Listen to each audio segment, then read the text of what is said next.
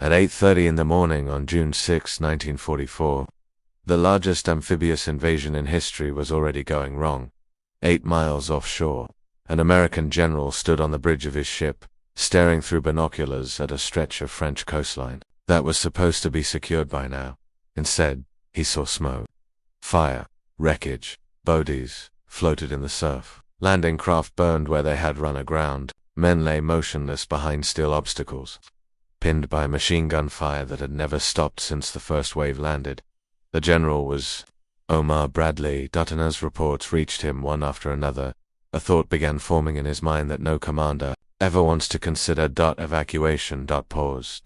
If he ordered it, the American assault would end before it truly began. The first day of the invasion of Europe would be remembered not as a turning point, but as a failure.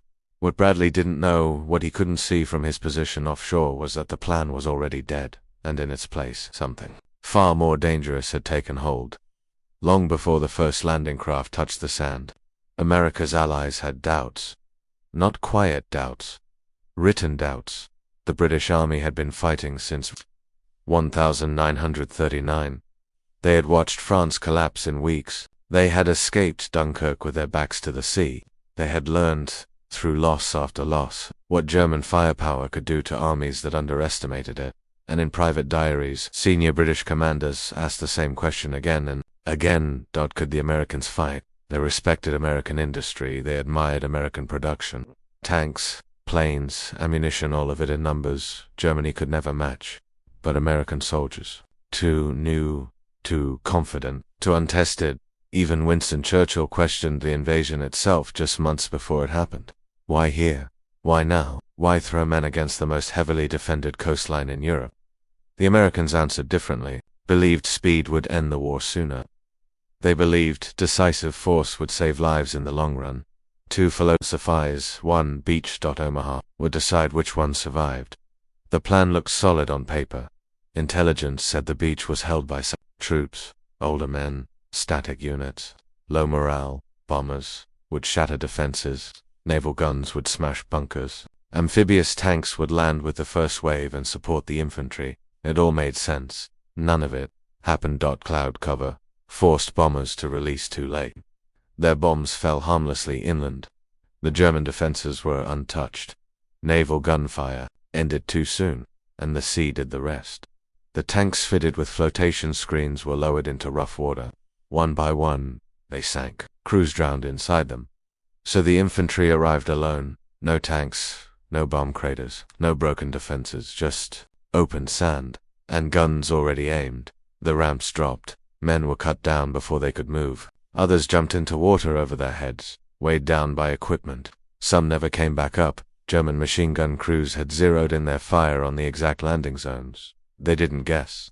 They knew. Entire units vanished in minutes. One American company lost nearly everyone before reaching the saddle. Those who survived pressed themselves into sand that offered no protection. Behind them, the tide rose. In front of them, bluffs bristled with enemy fire. By mid-morning, the plan called for American troops to be miles inland. They had barely moved 10 yards from offshore. Reports flooded Bradley's ship, pinned down, heavy casualties, no progress. The invasion was unraveling. Then something unexpected happened. Leadership didn't arrive from headquarters. It stood up.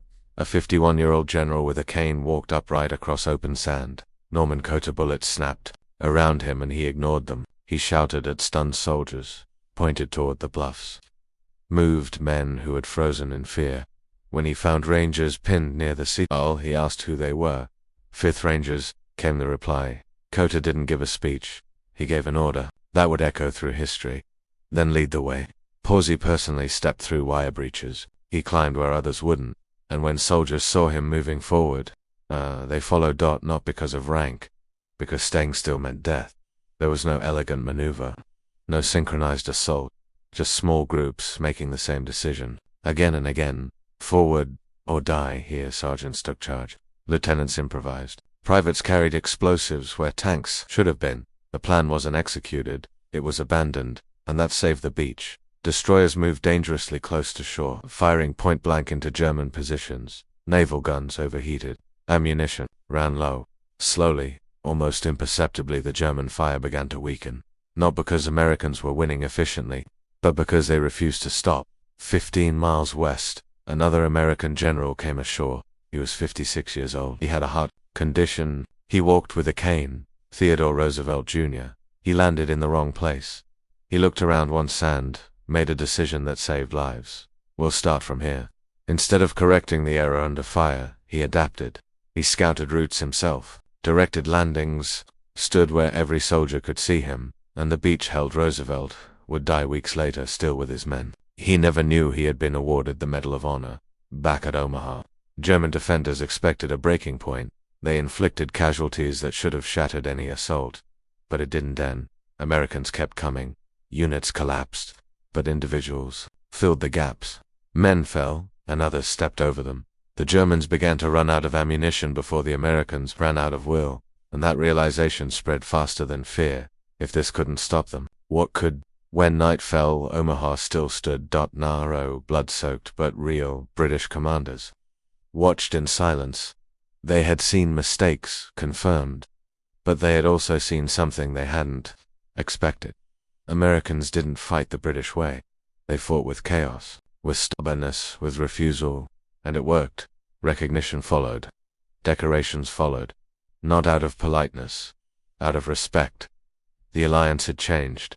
Omaha Beach wasn't taken because the plan succeeded. It was taken because enough people refused to accept failure, not heroes and speeches. Men in the sand. A beach had to be taken, so they took it, and history moved forward, because they did.